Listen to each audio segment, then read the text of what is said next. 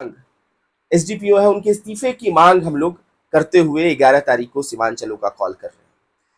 उसी के साथ एक आंदोलन पेपर लीक के खिलाफ हुआ, लेकिन जब आंदोलन हम लोग लड़ रहे थे, 22 तारीख का मार्च था, पटना के विधानसभा राजभवन का घेराव था, उसी दौरान हमारे कई मुद्दे और भी थे जो बिहार के मूलभूत शिक्षा के मुद्दे थे। उसमें प्राथमिक स्कूलों से लेकर माध्यमिक स्कूलों से लेकर विश्वविद्यालय तक के सवाल थे। आईसा विश्वविद्यालयों के हर एक सवाल पर लड़ते आई है। हम देख रहे हैं कि विश्वविद्यालय में कहा जा रहा है 4 साल का अंडर ग्रेजुएशन का प्रोग्राम लाया गया नेशनल एजुकेशन पॉलिसी के तहत, राष्ट्रीय शिक्षा नीति के तहत। उसमें यह कहा गया कि अब जो ग्रेजुएशन है वो 4 साल का होगा। चौथे साल में जाने के लिए यहां कहा गया कि 7.5 सीजीपीए लाना पड़ेगा। और जब छात्र लड़े, आईसा लड़ी, तो ये कहा गया कि ठीक है 7.5 सीजीपीए नहीं भी रहेगा तो चौथे साल में आपका नामांकन हो जाएगा, लेकिन डिग्री अलग अलग होगी।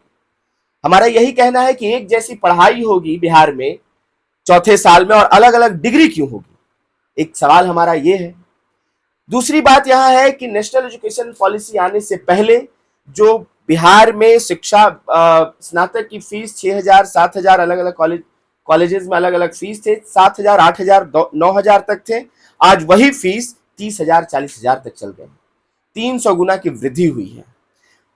वही पोस्ट ग्रेजुएशन में भी अभी राज्यपाल की तरफ से आया है कि उसमें फीस वृद्धि होगी। एमए के कोर्सेज में फीस की वृद्धि होगी। पीएचडी में भी फीस वृद्धि की घोषणा हो चुकी है। तो बिहार की शिक्षा को आप पूरी तरह से चाहते हैं कि हाशिए पर के जो छात्र हैं उनसे दूर हो जाए, सरकारी शिक्षा वो नहीं ले पाए। तो एक सवाल हमारा ये है कि शिक्षा को सस्ता करो और 4 ईयर अंडर ग्रेजुएट प्रोग्राम को खत्म करो। उसी के साथ नए प्राइवेट कॉलेज खोले जा रहे हैं, जहां एक तरफ सरकारी शिक्षा को खत्म किया जा रहा है, वहीं प्राइवेटाइजेशन को ये सरकार, सम्राट चौधरी की सरकार, बढ़ावा दे रही है। हम देख रहे हैं कि इसी के साथ ये भी आदेश आया कि जो अंडर ग्रेजुएट कॉलेज है, जो यूजी कॉलेजेस है, उसकी स्वायत्ता को खत्म करना, उसको स्वायत्ता की खत्म करने की बात ये कर रहे हैं कि अब वो विश्वविद्यालय के अंतर्गत नहीं आएगा, वो सरकार के अंतर्गत आएगा। तो जिससे जिस तरह की बहालियां, जिस तरह के सिलेबस पर हमला हो रहा है, वो हमला और बढ़ाने की सरकार तैयारी कर रही है। जो हम कह रहे थे कि भगवाकरण बढ़ाया जा रहा है, वैज्ञानिक चेतना को खत्म किया जा रहा है, वो एकदम स्पष्ट रूप से सामने आने लगा है। हम इसलिए कह रहे हैं कि हमने देखा कि कुछ दिनों पहले प्राथमिक स्कूलों को, माध्यमिक स्कूलों को फंड्स ना प्रोवाइड करके वहां की समस्याएं जो है, माध्यमिक भोजन की समस्या है, कंप्यूटर की समस्या है। आप जानिए कि जेन अल्फा एक लड़ाई लड़ रहा है। आज बिहार के अलग अलग स्कूलों में छात्र खड़े हो रहे हैं पंखा के लिए, पानी के लिए, इन सारे सवालों पर। लेकिन इन सारे सवालों को हल न करके सरकार ये कह रही है कि बिल्डिंगों को ही रंग दो भगवा रंग से। आरएसएस के नाम पर, विद्या निकेतन, तमाम नाम से स्कूलों का नाम दे दिया जा रहा है। तो बिहार की शिक्षा को इस सरकार ने फॉर ग्रांटेड ले लिया है। वो समझती है कि बिहार में पढ़ने वाले छात्र हैं, जो सरकारी शिक्षा में जाते हैं, उनको फॉर ग्रांटेड लिया जाए। उनकी महत्ता, उनकी वैल्यू इस सरकार के पास नहीं है। तो सरकार को हमने बताया कि एक लड़ाई हम जीत चुके हैं। धर्मेंद्र प्रधान, जो कह लीजिए कि मानने को तैयार नहीं थे कि पेपर लीक का सवाल, लेकिन छात्रों का इतना बड़ा हुजूम, इतना बड़ा आंदोलन हुआ कि धर्मेंद्र प्रधान को इस्तीफा देना पड़ा।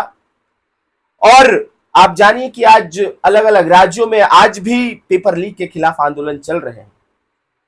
कुछ दिनों पहले, परसों, हमारी साथी कॉमरेड नेहा, जो आईसा की राष्ट्रीय अध्यक्ष है, उनके ऊपर इंक से हमला किया जाता है, इंक फेंका जाता है उनके ऊपर।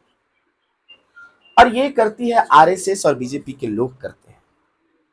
तो हमारा ये कहना है कि जो लोग शिक्षा के लिए लड़ रहे हैं, जो आईसा शिक्षा के सवालों पर सड़कों पर है, जो लाठी खा रहा है, जो तमाम हाशिए पर के लोगों के लिए चाहता है शिक्षा बेहतर हो, आज अपने स्थापना दिवस के दिन से ये मीडिया के सामने ये एक नए आंदोलन में जाने के लिए, बिहार की शिक्षा को बचाने के आंदोलन में जाने के लिए हम लोग ये जेनजी राइजिंग का कार्यक्रम ले रहे हैं, जिसके अंतर्गत हम लोग पूरे बिहार के विश्वविद्यालयों में छात्र युवा संसद बुलाने जा रहे हैं। पूरे बिहार के विश्वविद्यालयों में हम छात्रों की रैली, छात्रों की सभा करने जा रहे हैं। और ये तमाम सवाल जो बिहार की शिक्षा के खस्ताहाल के सवाल हैं, इन सारे सवालों पर हम लोग ये संसद बुलाने जा रहे हैं। आने वाले 11 तारीख को सीमांचलों के कॉल के साथ, 13 तारीख को हम लोग आरा में, और जो पटना में जो सम्मेलन होना है वो सबसे अंतिम होना है 7 तारीख को, 7 सितंबर को पटना में हम लोग छात्र युवा संसद करने जा रहे हैं।